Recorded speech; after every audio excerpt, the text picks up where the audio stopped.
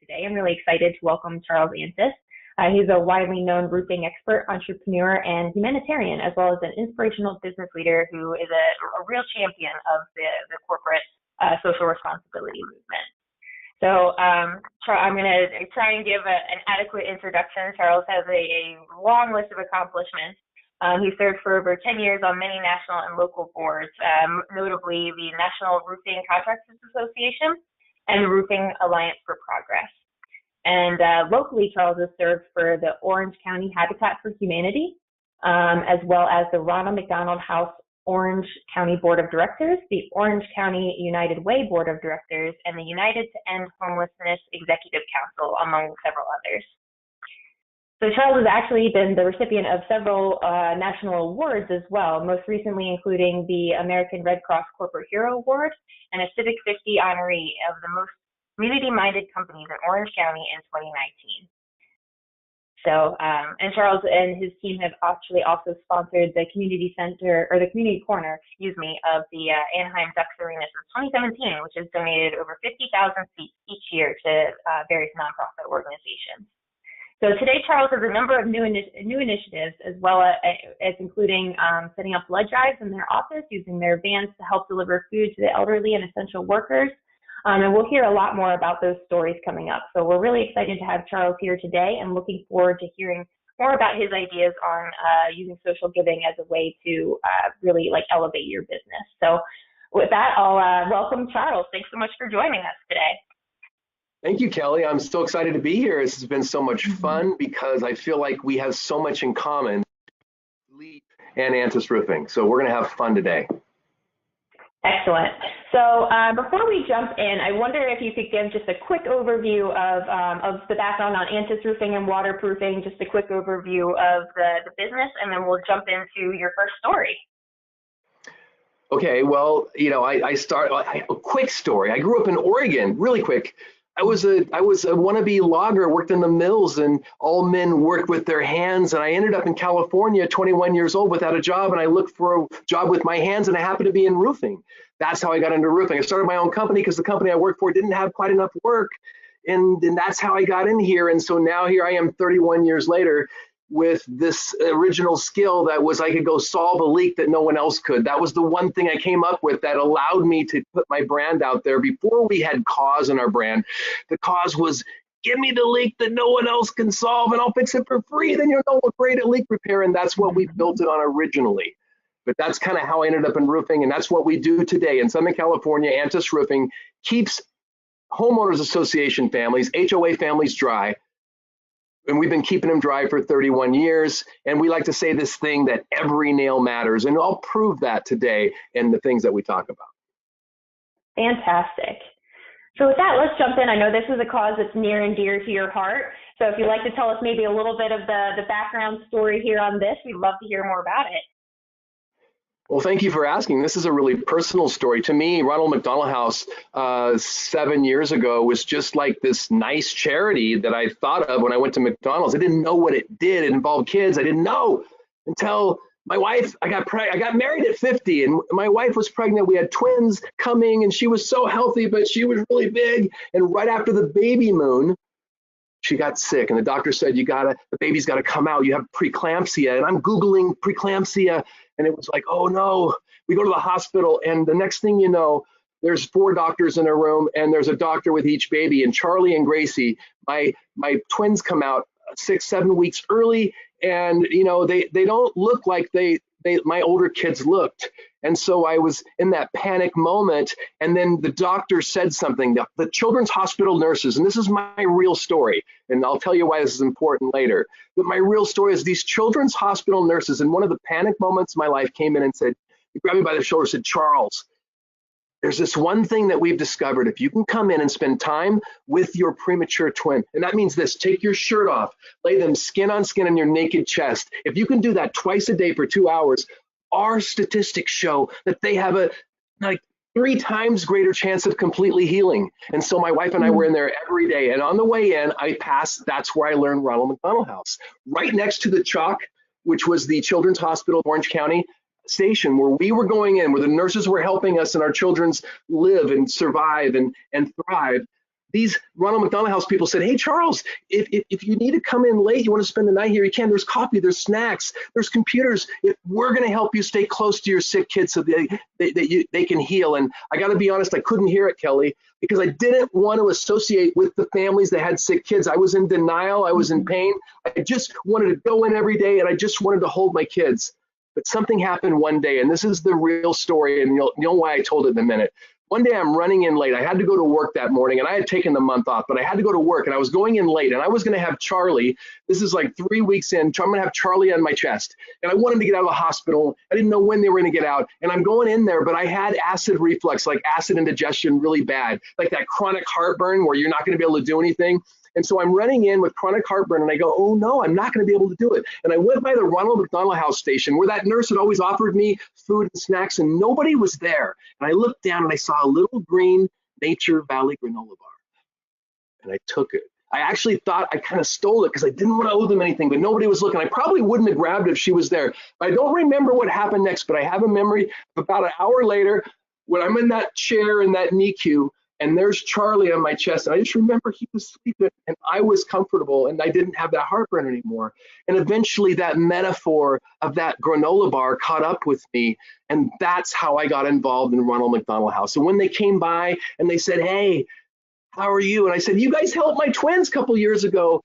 Can I keep you guys dry? Because I know you keep us close. Can I go up and keep your roof dry? And they said, sure. And then I got on the board. And that's about the same time I was involved with an NRCA when Bill Good, who was the NRCA CEO at the time, he said, Charles, you have a brand that exceeds other roofers in this area. How do you do that? And I go, I don't know. I try to do real things in the community. He goes, what can we do to lift the brand of roofing? And I said, I don't know.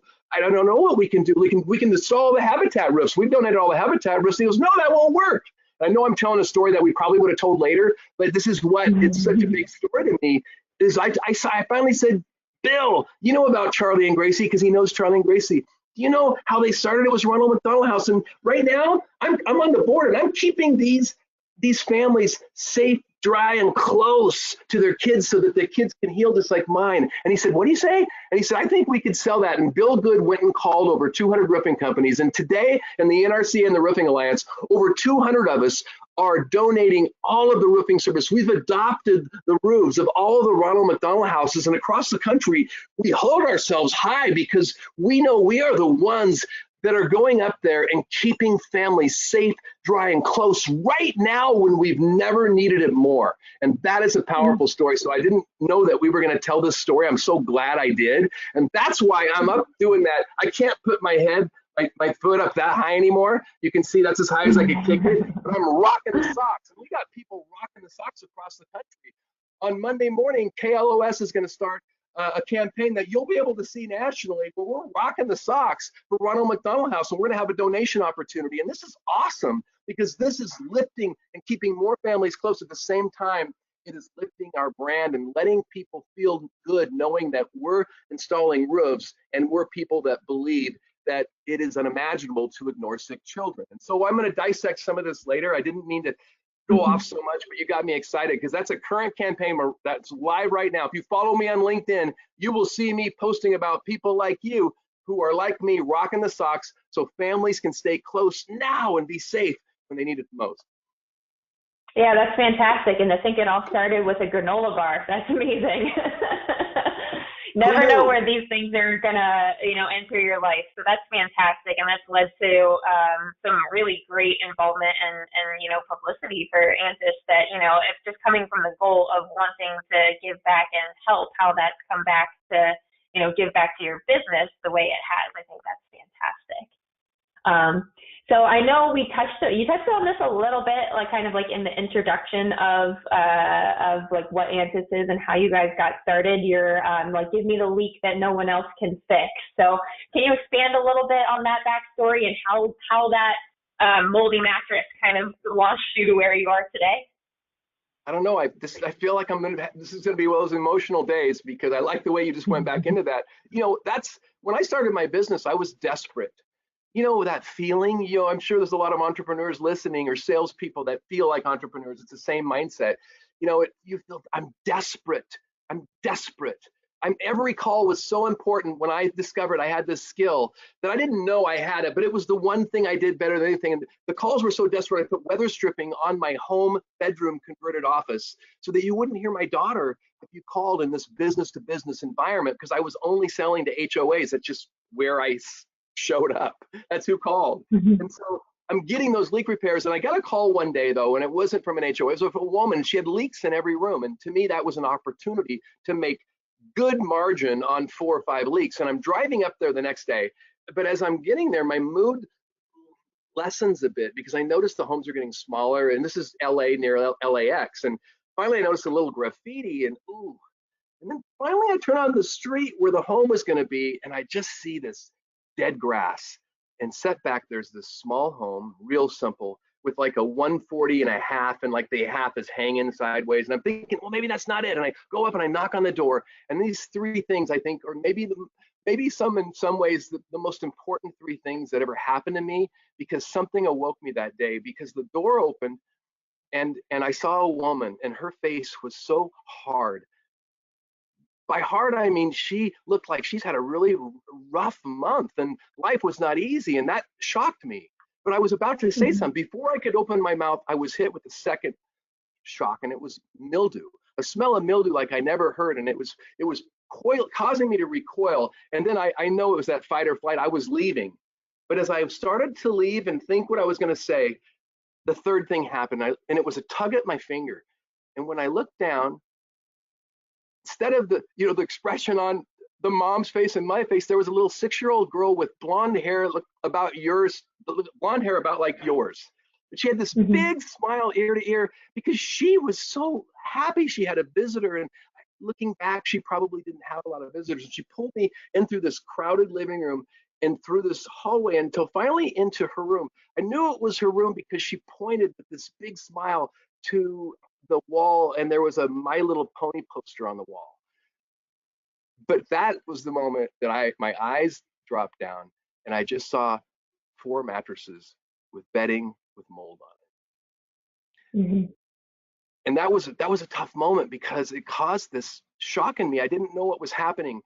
There was something stirring in me, but it was a stirring like, I need to get out of here. There was something else that says I can't stir, I can't leave. And this little girl just held my stare for like, it felt forever, but it was probably 30 seconds. And then something happened though. The mom walked in, and the mom still had the same expression on her face. And when I looked up from her expression to the mom's expression, something came out of me that I never remember ever saying before. And that was, I'm going to take care of your roof. And the moment I said it, it was, oh, what did I say? I want to grab those words back. What did I say? Because I immediately questioned, is that possible? Can I? Will I?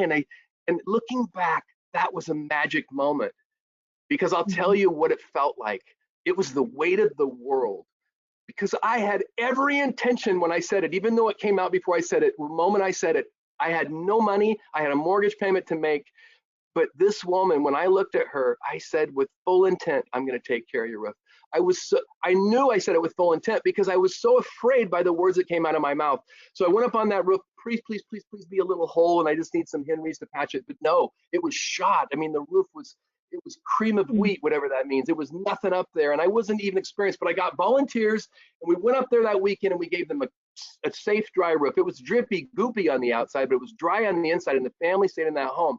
And looking back, that was that moment. That was the moment. It was like my doctor on an airplane moment. I wouldn't call it courage. Yesterday I was talking to somebody, they called it courage. And maybe it was courage. Maybe if you're a doctor, maybe there's some doctors on airplanes when they heard that announcement that don't raise their hand. But don't we think that every doctor does? And why shouldn't it be the same for me? I have a gift that I can solve leaks better than anybody. And this family needs it more than anybody. And I pressed a magic button that day by saying yes. And what it showed up in our company was, even though there was no employees yet, there was a culture that came out of that. And it showed up whenever I saw one of the volunteers. There were like 6 volunteers. There were like 6 siblings. They all had blonde hair. I remember them. And whenever I saw them, it wasn't like a hey, it was like a hey, high five, way animated stuff. Before I was like this all the time. That was rare to me. And I thought, wow, that's that snapshot of volunteers, that helped me do the roof, of the people involved, of the family involved, feels just like the culture we have in Answers Roofing today. So that's kind of become our story. We didn't start telling the story till about 8 years ago. To me, it wasn't a story to tell, and suddenly it became who we were, and I realized why we did this. And that's something I know we'll go further into, because you know what, roofers, I'm in the roofing community, I'm a roofing pro, and roofing pros, all of you guys, man, there's something that you may not want to talk about because it's not like baby boomers to talk about it, but you can't let anyone have a leaky roof just because they don't have the money to pay. And I love that about roofing pros. And all we're doing right now is we're networking and learning why it's important to talk about it. And that's what I want you to get out of today. There is a way to talk about it, so long as you're really doing it. And if you do, then the cause can grow, and you can enlighten and help thousands of companies and millions of people. And when you do that, you sleep really good at night, and you don't worry about your business as much. Yeah, that's fantastic. And I think that a lot of folks probably do have like kind of the, for lack of a better word, like an origin story kind of like that, where you've got like this one or two standout moments of like, hey, I can do something about this. And it might be something that you don't talk about, but I think that it's a really powerful message to help to help keep that cycle going. You know, what you guys are doing for the— That is our origin story. You nailed it. That's what I call that. That's the most important story that I tell. It qualifies us. If I don't tell that story, then how do you really understand? Because we don't understand each other through data. We understand each other through stories. And that's something that can go across like all different types of businesses. So roofing, siding, windows, like interior, exterior modeling, all of that good stuff. There's all, it's all making huge differences in people's lives and their homes and things. So there's definitely like, look for the stories and find where, what you can do and give back with what you have. So I think that's fantastic. And is that how you guys— Yeah, exactly. And is that how you guys ended up getting involved into the Habitat for Humanity side of things, just kind of through the growth of that story? Yeah. Yes. Well, that's exactly what happened. We did that. We didn't talk about it. We didn't talk about it because it didn't feel right. If I talk about it, people are going to ask for more. If I talk about it, I'm going to get cursed, and that's a weird thing. But I don't know why. But I always thought, if you give something, don't ever talk about it, or you will be struck with a bolt of lightning, almost like Charlton Heston saying that. But I learned the opposite is true, and I learned that by talking to members of the NRCA. If we don't talk about it, because it'd be like a 60-year-old, 65-year-old roofer from Florida. Well, God, Charlie, by God, I'm gonna donate that Ronald McDonald roof, but I'm not gonna talk about it. But I always win that argument because I can say this, dude, if we don't talk about it, then how's it gonna grow? And that's what the roofing industry is using today to build this brotherhood. Brotherhood's not the right word. To build this family. I will always make sure National Women Roofing is right there. The strength, much of the strength of the roofing industry is all of us that do it. So but it's the family of us together. We have all these ways that we tangibly get there, and we'll talk more about that, I think.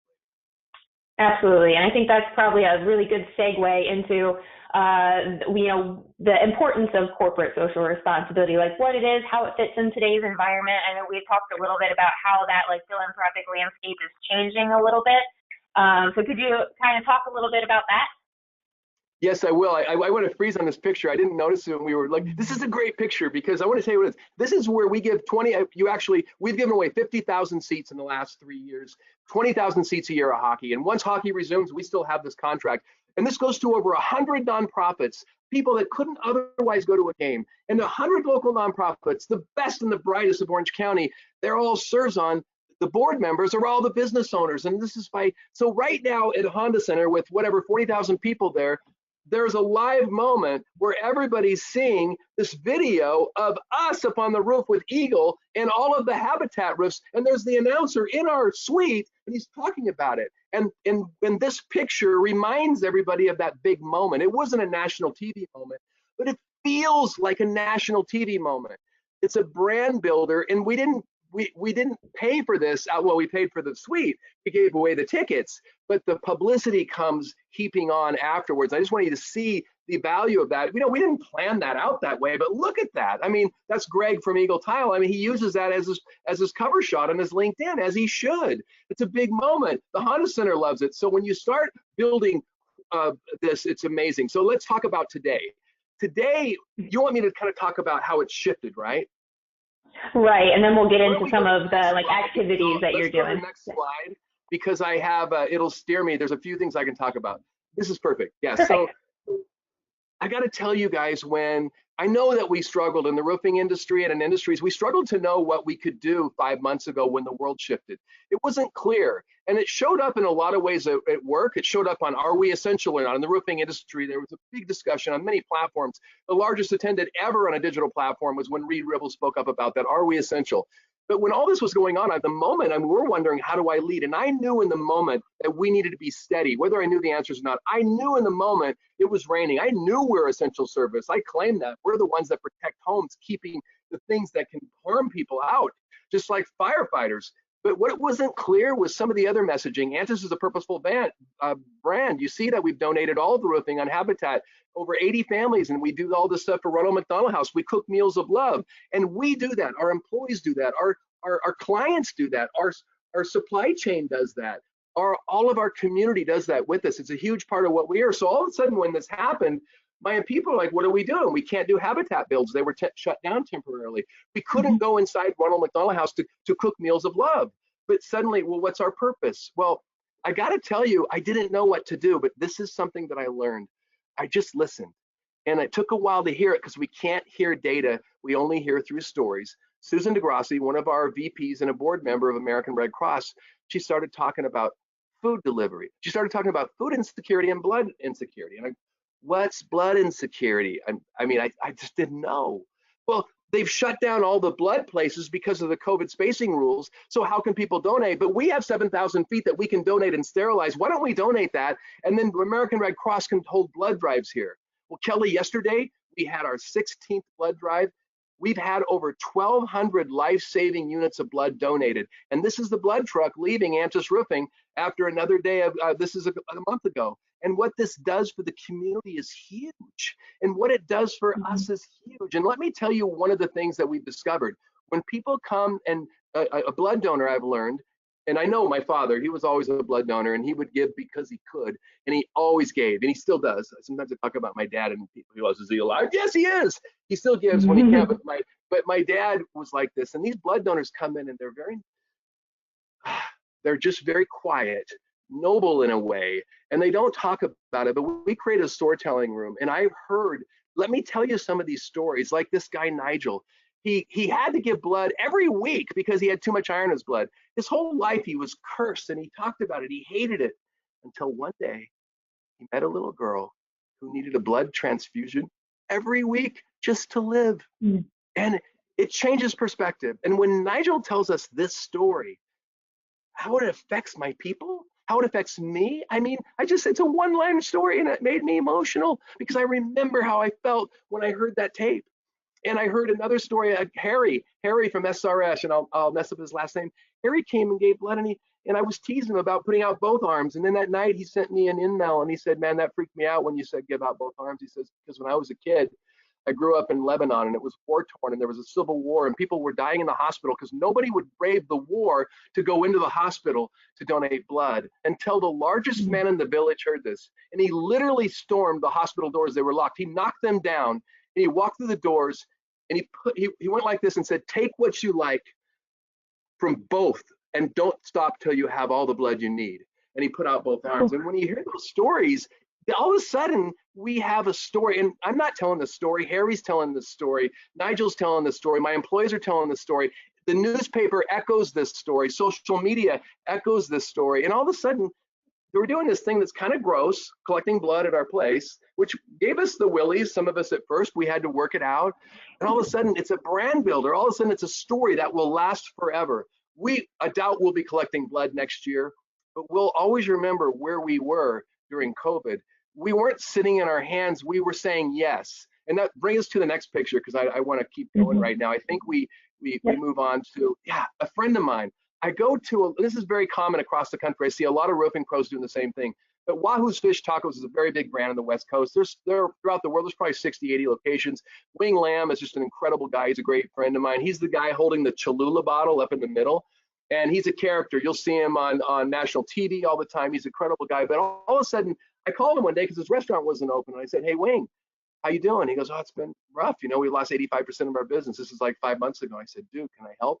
And then I gulped because he got quiet. And he said, yes. And he goes, yeah, I can keep 4 more restaurants busy and keep them just open if you can help me deliver food to frontline heroes at hospitals, at police stations, and at nursing homes, at fire. And I just said yes. It was so awkward, I gotta admit. It was so hard showing up. It was so hard showing up because this wasn't my crowd, and I'm hanging out with Monster and Hint Water. I'm drinking Hint Water right now. These are brands that are donating all this product, keeping some more people busy instead of just shutting down. And I started going out and we started donating and we started delivering, and we've made like 100 drops in the last 5 months. And it is the most satisfying thing when you go to that hospital that day. I remember the doctors came down from the COVID floor and it was full. And the stories are harrowing. Some of the deaths that they're in, but they said, you know what it means for us after working a double, and we get this warm burrito and this little bottle of Cholula and all this hygiene product. And they were so grateful. Or we go to the police station and the police chief, 2 months ago, when they were really taking a beating, the police chief comes down and he started crying, and I was really awkward. I didn't know what to do. I wanted to turn my head. This big man with a badge standing in front of me saying, thank you for lifting our morale when we hadn't seen an act of kindness in 2 months. And so all I did was say yes. And then there was one more slide I want to jump to the last thing because we've been busy. And then the last thing was food insecurity. And food insecurity, what's that again? That's what happens in third world countries. No, if you look in your cities and you read deep in the newspaper, not even that deep, you'll notice that 20% of everywhere, mostly seniors and a lot of children, are not getting full meals. And Second Harvest Food Bank is the largest food bank in Orange County.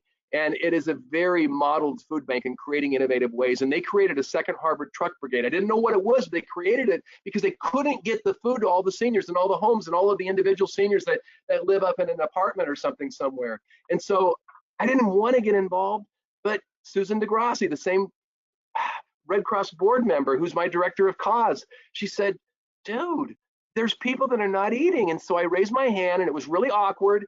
And I know Harold Herman, he's the CEO, he's one of the founders of Yard House Restaurants, and he said, dude, we have food insecure people. So I said yes, and I went out and I drove the truck, and it was really awkward. I didn't want to do it. I went out that day, I drove the truck, and I remember this one story that happened. This is my first occurrence. This is my first awakening. All this is going on, and I'm having a hard time knowing how to be in the new world as it shifted. And this is like, 4.5 months ago, I delivered this box up to this 2nd-story condo. And there's a woman inside, and we're not supposed to go inside because of COVID rules, but she said, can you please bring it in? And of course I said yes. And so I brought the box inside, and I looked at her, and she smiled at me. And she was probably 80 years old in her nightgown. And she just smiled at me like she was going to hug me, but she didn't. She just said, bless you. And at first it was like, what? Bless you. And bless you. I was kind of, like all of a sudden, I was really having I was struggling how to be a CEO. And all of a sudden in that moment, standing in that woman's home that I'd never been before, she's throwing these bless yous at me like they're just darts of love. And something hit me and something awoke in me. And in that moment, I thought, oh my God, this is exactly where I'm supposed to be. And then, there was this moment where she said, excuse me a minute. She went to get something. And I thought she was going to give me a gift. But she came out and she had a really squeezed, gone tube of Colgate toothpaste and a little hotel bar of soap. And she said, can you give us some more of these? And it was like, here I am wondering what I'm going to do, wondering about my habitat bills. And all of a sudden, because I said yes, I'm learning about frontline heroes. I'm learning about blood recovery, but this was the first thing that hit me. I learned from this woman that there really are people that I've told that story probably 100 times in the last 4 months. And I've talked about it with other roofing pros across the country that are doing the same thing, and they're volunteering their trucks. Because, if you look, the reason we do every Wednesdays at 2 is that was the hardest slot Second Harvest had to fill. What's the hardest slot to fill? We sent 3 trucks every Tuesday over this period. We just ended this cycle, but we're ready to do it again. And it cost us a lot of money to do that. But let me tell you, we just won an award last week for 2 of these things from 10C, which is like a local United Way brand that highlights the good giving. We won an award for taking care of the frontline heroes. We won an award with Second Harvest for helping deliver the food because we're modeling and showing other companies how to do it. And so when you win awards, God, it answers the question what you were doing right now. And I feel really blessed. I didn't do it for the award. I didn't know that award was there. I think they made it up for what's going on right now. But let me tell you, thank you very much. I'll be able to do more now. I'll be able to get the word out more. And so right now, the reason these three, look at what I'm not talking about these other things anymore. And even the rock the socks, I'm wearing the socks. You know I'm wearing them. But we're not talking about the socks the way we used to. We're not talking about Ronald McDonald House. Now we're saying, hey, rock the socks with us today so we can keep families safe and close today. We're shifting how we tell the story. So that's what we learn in this. Our philanthropy, we have to talk through the lens that is today. Your messaging, whether it's philanthropy or what you do, think about it. Should it be the same that it was 6 months ago? Ask that last question.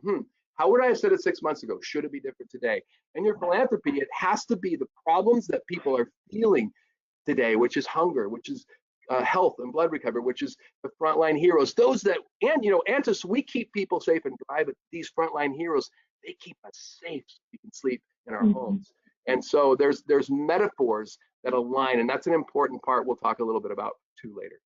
Yeah, absolutely. How that evolved from organizations that really closely aligned with, who Antis was and what you guys were doing to these organizations that, might not be as prevalent in the roofing space specifically, but like in the humanitarian space, 100%, like it definitely is so on point with what's going on and like recognizing the events of the world and showing that your business will respond and participate and is a good like social citizen in your community based off of what's going on in the community around you and not just necessarily what is related specifically to like the roofing niche in this particular case.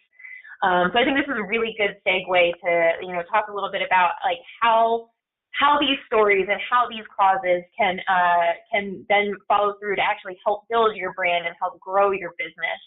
So I wanted to talk a little bit about, what you've seen in terms of growth. I know we've chatted a little bit before this call about how it's affected what you guys are doing from a marketing perspective and your budget there. So I wondered if you could talk a little bit more about the business impact you've seen from these cause marketing activities. Yeah, this is a good time for me to bring up this point. I love aha moments where you see things from a slightly different perspective. That's how my marketing messaging goes. I'm just staying ahead. We are staying a little bit ahead of the trend. Where was I going to go with that? Maybe I was going to go too deep. I'm looking at the Ronald McDonald House. Let's go back into that. I think right now, first of all, there's a great opportunity with Ronald McDonald House, and I think that if you have a fringe into the roofing industry, there's an opportunity for you to get involved in one of the houses because there is a camaraderie that's occurring, and the NRCA actually helps you promote it. We help you network, and we all are friends with each other on LinkedIn, and then we help each other in talking about it. We share ideas. But right now, if you're attached to the roofing community, this is a really cool thing. If you're attached to the HVAC community, I hear they're arranging their own thing with Ronald McDonald House now. So this is a really big trend where trade associations are looking for nonprofit partnerships. So I want you to know that if you attach yourself to this, you not only get your story as it develops, you're now part of the national story. And there's a way that you can talk about it without acting like you did more than you did. You can literally say, I just started doing, you know why I'm doing this? Because look at our overall impact. We're keeping all families across the country at all children's hospitals safe and dry. You're part of a huge claim. It's okay to make that claim so long as you really are donating your part of that big cause. So that was something that I think is important. But I lost the other thought that you were going for. I think you were going for something else, and I just got caught up in the pictures we were looking at. Yeah, I think I think it's talking a little bit about like how it's also helped to grow your business, and talking a little bit about like the impact that you've seen, like maybe from a marketing perspective, how it's changed what you've done from a. Let me start because I think this is where I wanted to go. If you've heard of Antis Roofing, you've probably heard of us in the last 4 years. But 4 years ago, I made a very odd decision. I wasn't happy about it, but due to budget constraints, and we knew we had to donate, we cut out our external marketing spend. What that means is we used to spend about $12,000 to $15,000 a month with somebody that would help our social media decks, run them, help get us press, help write articles. There was, press releases and stuff involved, and then we spent that much money. We completely cut that out. And I want you to note that in the time you've heard of Antis, 90% of you, we have had no external marketing spend, but we've just had relationships with nonprofits. We've had deep relationships with nonprofits. It's like Habitat for Humanity. They're the ones that started talking about us after we started donating their roofs. So they called and said, we donated a roof. I said, sure. And then they started talking about us. And the first time they wrote this in the paper about 12 years ago or 10 years ago, they said, Antis Roofing, donating roofs, transforming lives. I thought that sounded blasphemous to me. I know you can't say that, but then I started realizing if you don't make a bold claim, then nothing happens. If you make a bold claim and it's real and you're really trying, you don't have to do it good, but if you really try, oh my gosh, it was a powerful, powerful moment. But I think that it's a really interesting thing to note that a company like ours that has this national light on us is not spending anything in the traditional marketing channels. All of our spends are donations to nonprofits. Even our suite, which in the Honda Center, which we used to have, we had a spotlight of the month. We would donate most of the tickets to nonprofits, and we built our relationship. And so opportunities happen that would never happen. And when the community thinks of you really highly, oh, it's a beautiful thing. Having been accused of a lot of things that I thought was unfair in the past because I was a contractor and people have been ripped off by contractors. When somebody trusts you, it's like this. They don't know why they know your roofs are good, because they'll say something like this: why do you love Antis? They'll giggle and go, I don't know, we just feel good when we think about you. That used to bother me, like, no, what is it? And I realized, no, that's it.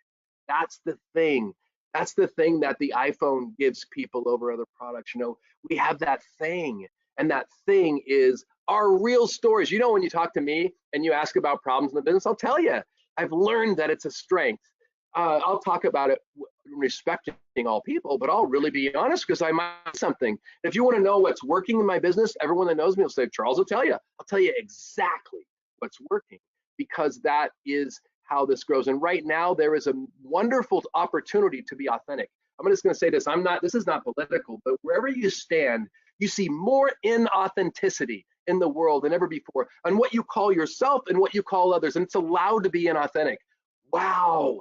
If you don't touch any of that, but you're just authentic, and you let yourself, your real self show, and you let who you are, your real story, like my twin story, or like my moldy mattress story, if you let that show and you let yourself be real and be vulnerable, and you come up with this concept that maybe there is enough for everybody, then your brand is going to grow and you're going to thrive. And in the new world, the world we're rolling into, if you're just in business to make money, good luck.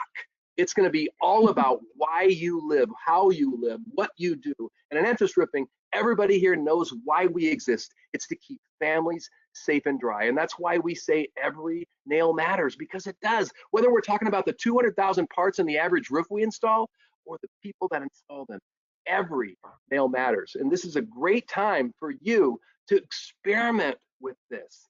Experiment with building a relationship with a nonprofit that aligns with yourself. Yeah, absolutely. I love that. The opportunity to be authentic. Just like that really resonated with me. I feel like that's a really succinct way of saying, it's about, do what it feels right and real to you, and that's going to resonate with the community as well. So and do you know what love it feels that. like? When people say you, Charles, the way you are is okay, and you know what it feels like to be giving an attaboy? It's the most wonderful feeling. It breaks through that 3 a.m. is my business going to survive? And I sleep better than I've ever slept. So you get to live in a magic space if you can get to talk about purpose. I don't look at myself as a roofing instructor. I look at myself as a people awakener. If I can awaken my people to be the best they can be, then how are my roofs not the best roofs out there? Mm-hmm. Absolutely.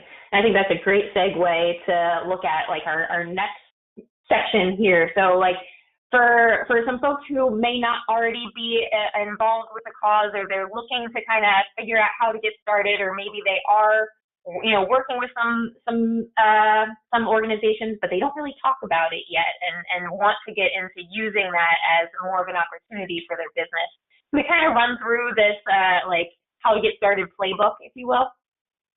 This is really important that we talk about this because, first of all, I've learned that professionals, a lot of blue collar professionals, wherever we stand as CEOs, we often don't hold ourselves as high as other business leaders in the country. Yet in the roofing industry and in construction, we're the ones that build shelter.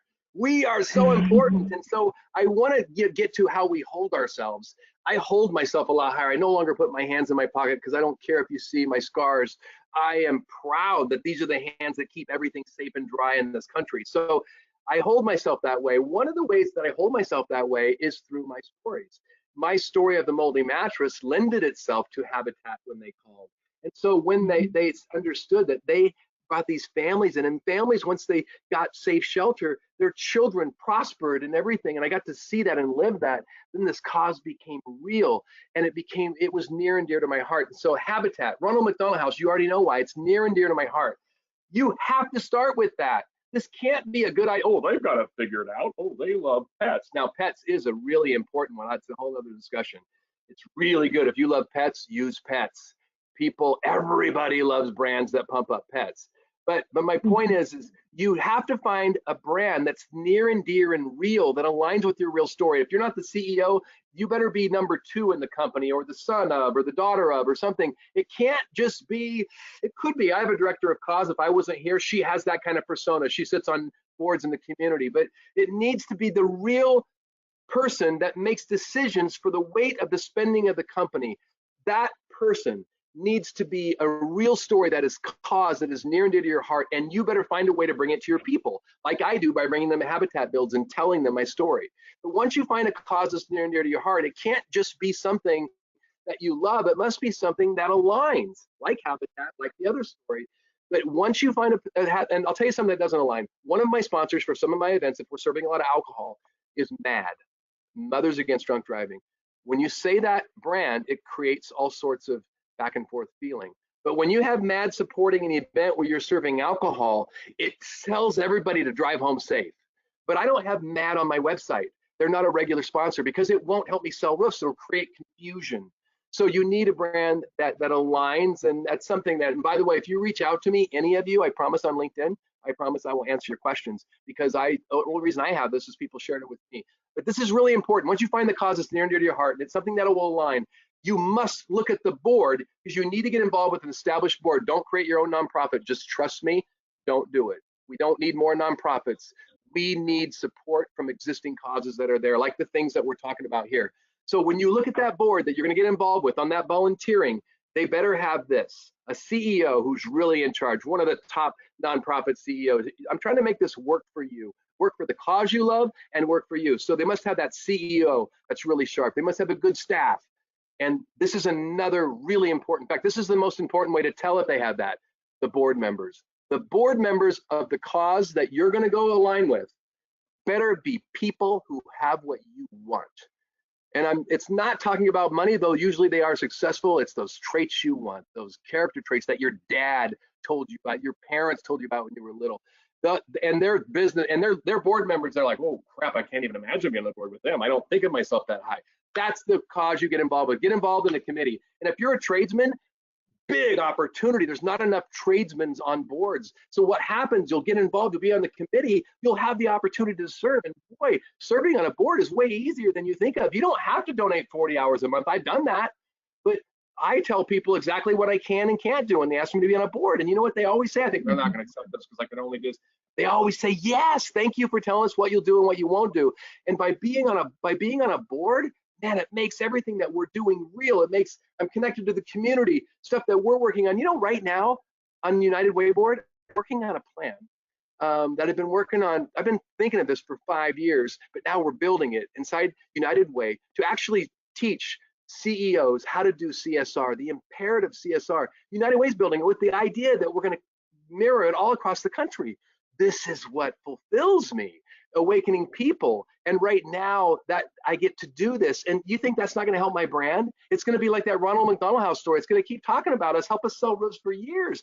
Who knew? I didn't do it for that reason. I did it because it's the right thing to do. It's a really important time to be loud and do the right thing to do. That thing your parents instilled in you, be loud trying. You don't have to get it right. You can strike out right now trying, but if you're really trying, this is going to age really well. Never has there ever been a time more important than to get into corporate stewardship, and that is take care of your people and community. Reinvest all of your profits back into your people and the community. Never been more important than now.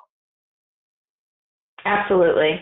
Some excellent points there. Could you, and then, so once you've identified your opportunity, you've looked at the board, you've done your homework on that, then from like a promotion side of things, like do you have any tips or things you'd recommend talking about how to get the word out that you're working on certain things? Like I know that a lot of these nonprofits and larger organizations, they'll promote like back to you kind of, but in terms of like putting the word out, like from Ansys to the world, like would you have any tips or information on that? Yes, because the bias, especially if you're working for a guy who's my age or older, you know, baby boomer bias, they don't think you're supposed to talk about it. So it's hard to get over that. And so I've learned this.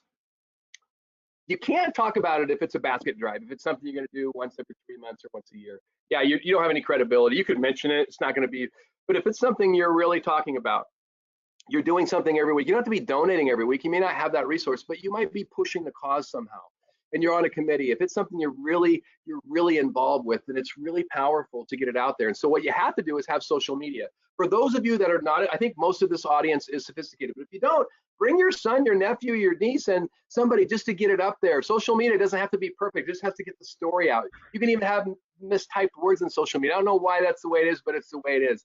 And you need to get that out there. This stuff lives in social media. It's the stories told on LinkedIn. LinkedIn is a great platform because that's where all the big eyes in your community are at in a big way. They're there a lot more people.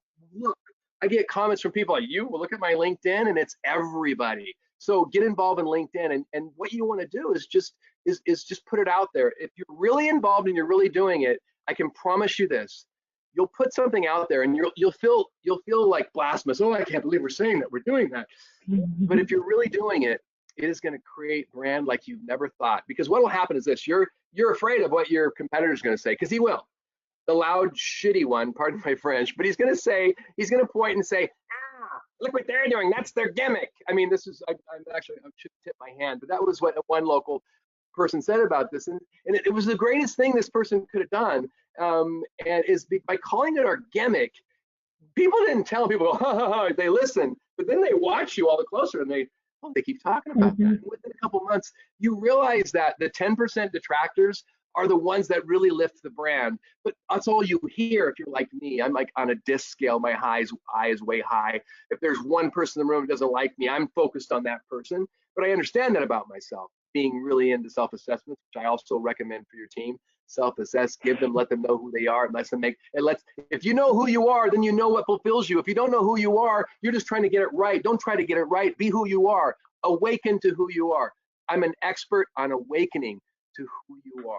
And that's what I want your team to do. I want to awaken who you are. If you put who you are on social media, I guarantee you will thrive. I can't explain why it works that way, but it goes back to that authenticity piece. It's the currency of social good. That's what I call it. Everyone's talking about cryptocurrency. I call that BS still, but I'll talk about the currency of social good.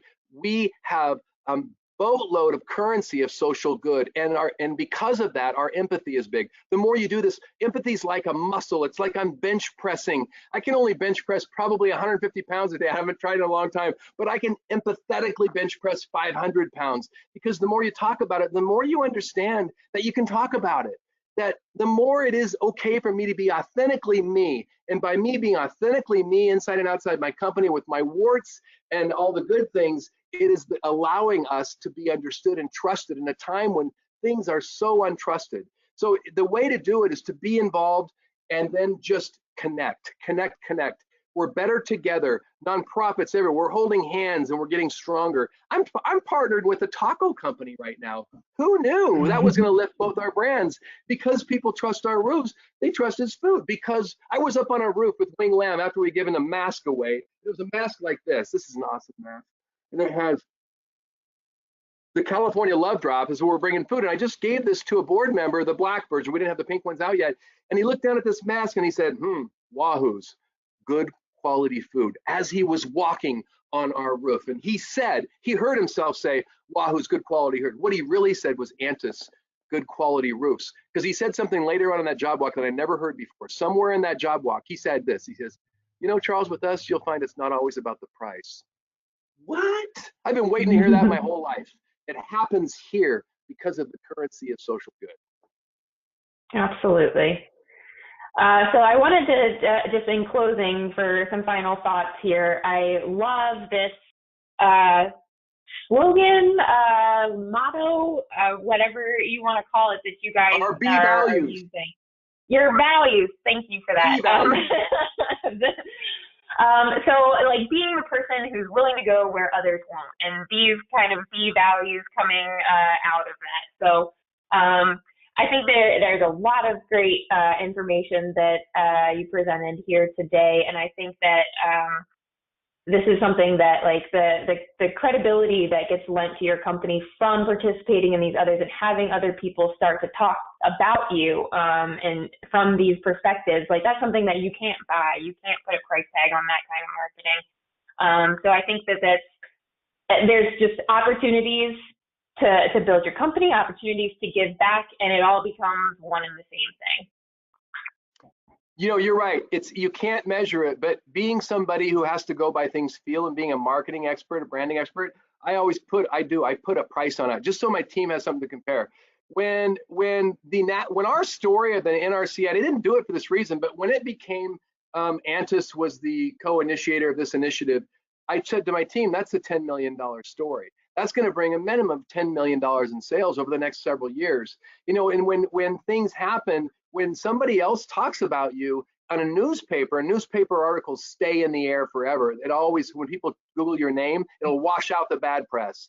You know, we have all these newspaper articles and they say these, it brands you. When you get a front page article that they're saying, thank you for, you know, being part of the mafia of good in Orange County, and you're passionately up in front of a crowd, that is worth $1 million minimal in sales.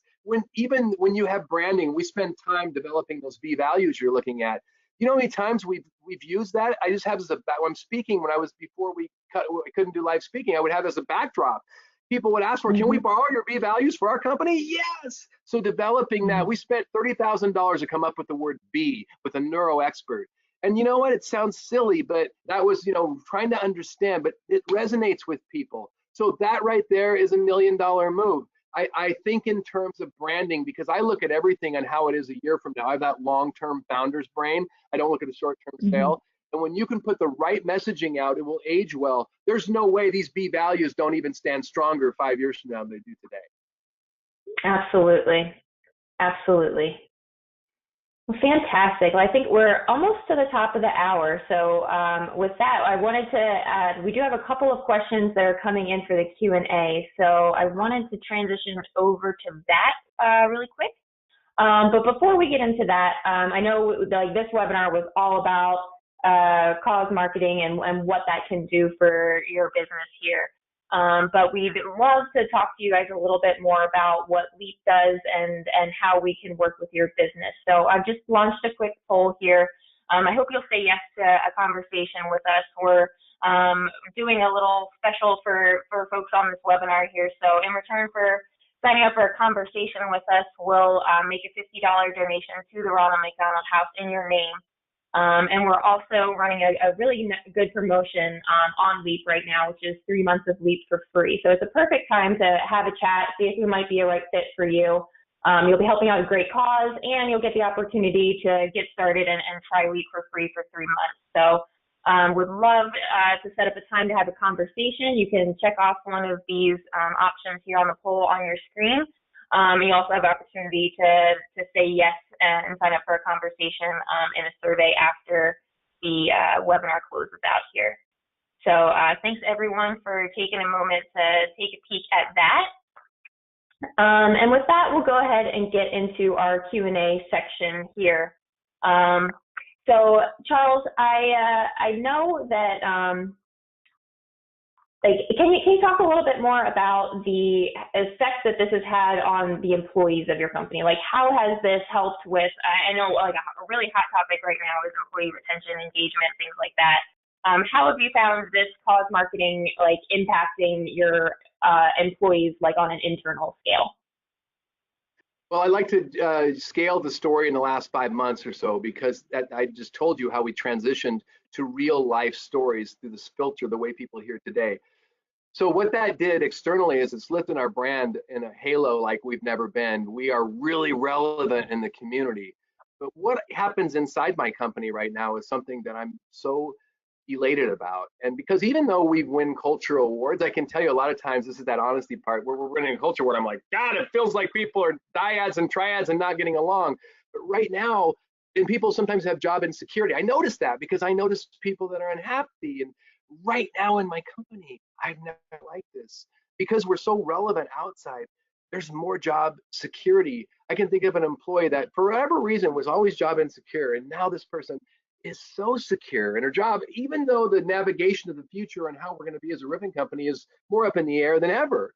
And so, but it matters because our story, and we're talking about what's real and alive today. And so there's a magic awakening that transitions into innovation by being out there in the community dealing with real live issues. When your people are dealing in the community with something they didn't deal with before, it is innovative in a feel good giving way. When you are innovative and giving and ahead of the room, you come back to work, you're regenerated, and it rubs off. And so right now there's this magic that's happening that is because we've never been more relevant in our messaging than today. And if you look at my messaging, mine personally and a lot of the companies over the last, and I only personally am active on LinkedIn, it's like I'm not talking about roofing at all right now. I'm just talking about blood, food, frontline heroes. And you know what? I know it's, even though I'm breaking all the rules of marketing, which that's what trendsetters do, and I'm reminded of that. But right now we're breaking the rules of marketing, but it's working because when we look back on 2020, when the world was spinning, when I had my head in the sand, I pulled it out and I got involved by saying yes, doing things that I didn't want to do. And we got involved saying yes, doing things we learned to love to do. And now we have a magic culture and a magic brand, and we're getting opportunities that we wouldn't have seen before. And we're being super innovative, adaptive in the moment. We are reimagining ourselves without the pain of thinking we're blowing something up. We're just seeing, we're not noticing the rubble on things that are not, we're noticing the new growth. And that's a very exciting place for us to be. Fantastic. All right. I know we're at the top of the hour. I'd like to squeeze in one more question before we wrap things up for the day. I think this is a really good one coming in from Dave here. Dave says, I'm a really big fan of cause marketing, but I'm not at that like CEO, like top of the company level. So do you have any recommendations on how you can broach this subject into the office and to help get others on board and get that buy-in from the top level? Well, Dave, I'm glad you asked that from that perspective, because I was painting just from the CEO perspective. So let me say this, really important question for career advancement. If you want to, and so I always see, if you ever hear me talk, I'll talk about the empathetic part, which I really am connected to, but also talk about the career advancement, the reason we do it. You know, you have to, and so if everything that you do must be intentional, why would you do it unless if it's a one-off? You want something that's repeatable. So what you would do, just like a CEO, finding what you're aligned with, is you have to find, if you're going to get involved, you have to find what you're aligned with. If the company's already aligned with the cause, then maybe there's a certain particular part of it that you could align with. Or if the company's not and you want to lead, then if you're a high enough position and you're trusted, then lead with what's real to you, but see how what's real to you aligns with your brand. I mean, it's easy to look at the big causes like habitat, there's shelter, keeping families safe, you know, and so look, I come up with a statement for that. The reason people trust me that see us under the Habitat brand is they, like me, are struck with the condition that they think everybody deserves a decent place to live. It's like this reptilian brain response that creates trust. Like, I don't know why, I just love them. And that's the thing that you want. So you want the same thing. If you want an opportunity to advance yourself, find the cause that's near to your heart, and then volunteer there. Get on a committee, and then what'll happen is those people are so freaking networked. Those board members are cross board members of United Way, all these other boards. They start talking about, you don't even know why, you don't even hear why, because these are quiet stories, but there's people passing names. And if you show up and you show real trust, then you have something, there's a story. I can't trust you if you're a siding guy or a home remodel guy until you show me that, just like me, you think it is unimaginable to ignore sick children. That means that I'm safe to travel with. And that it goes back to like, I'm really into emotional intelligence. Our people think we make decisions with our smart cognitive brains, but we really make decisions with our reptilian brain, that fight or flight brain. And so I really cater to the neuro messaging to my employees. I really cater to the messaging, all-inclusive messaging. I'm getting some weird terms right here, but right now, never been a better time for you, whether you're CEO, whether you're top sales, whether you're anybody in a company that cares, get involved. If you're in the roofing business and you're a woman, you better join National Women in Roofing, Kelly. I know you're going to. And so, get involved and get on a committee there. I mean, talk about advancement. You're networked with people that are networked, that are passionate, that are just like me. In fact, I love it around National Women in Roofing. I'm not really, my people speak there. I go listen to my women speak there.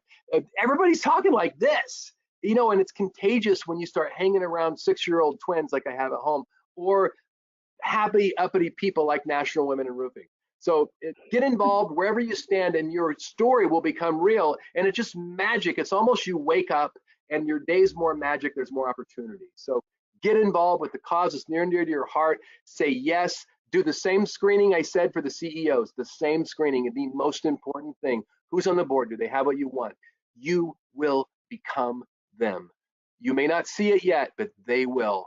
And when people see something in you higher than you can see yourself, it transfers on you, and there's magic.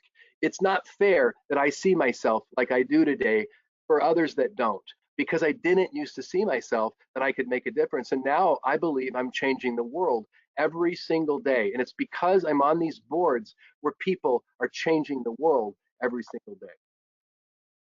Fantastic message. I appreciate that. And it definitely, like, your enthusiasm and passion for this definitely shows through. And I so appreciate you coming on today to talk with us about this. And thanks everyone for hanging on the call. I know we were a couple of minutes over, but thank you to everyone for being here with us today. Appreciate having you, Charles. Any closing words before we wrap up? I just want to thank you and thank Leap for, you guys worked so hard. We had a problem on our end, and you guys were so patient. I'm like Groomzilla if I'm handling things behind the scenes, and your whole team. And I know your team through the showing up in the purposeful channels of the NRCA, like Shashi, and I just love it that we're aligned. And I'm grateful that you were promoting my message all week. I would see it popping up, and it just made me so grateful. So thank you so much for believing, like me, that we can change the world, and we can create the world in our communities that we want to live in. And that's what we're doing. So thank you. Absolutely. Thank you. All right. If anyone on the call thinks of any additional questions or want to reach out afterwards, feel free to send a message to that marketing@leaptodigital.com. That will come directly to me. And I'd be happy to answer your questions or get you connected or help out with whatever you need. I'll also be sending a copy of this recording out after the webinar today, so keep an eye out for that. Probably be tomorrow morning. And then as you leave the webinar today, you'll see a short survey pop up. We'd love to get your feedback on today's presentation. If you have any ideas for topics of other things you'd like to hear about, we're all ears, always looking to put out some content that's very relevant and impactful for you all. So we appreciate your responses there. And with that, thank you again, Charles, for coming on, and hope everyone has an enjoyable rest of the day.